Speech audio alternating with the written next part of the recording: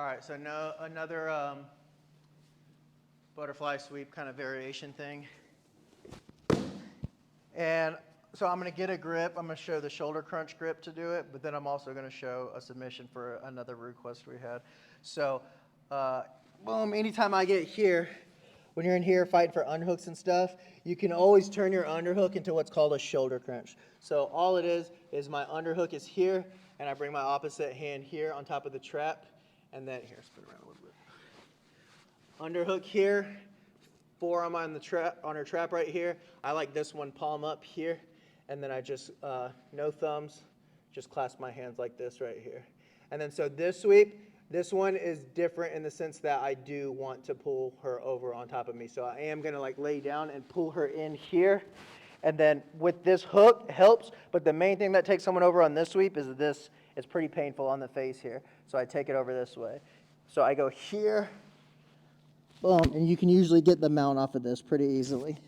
So obviously the sweep is pretty simple, but figuring out the shoulder crunch can be a little tricky in the beginning. So we're in here, underhook up tight, bring this in here.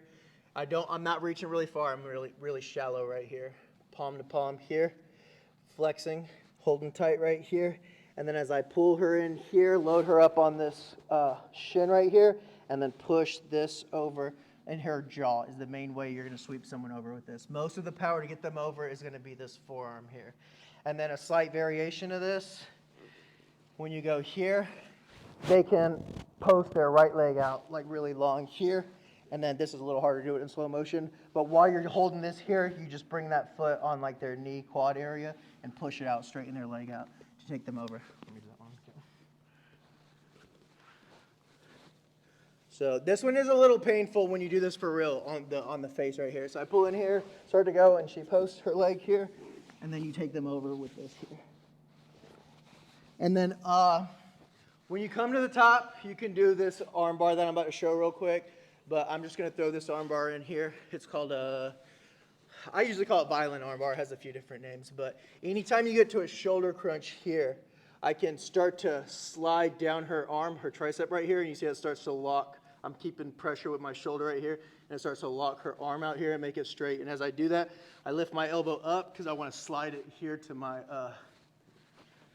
trap right here. So, boom.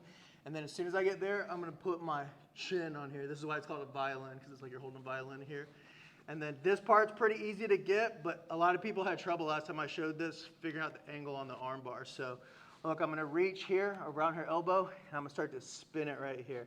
So, like, point your thumb.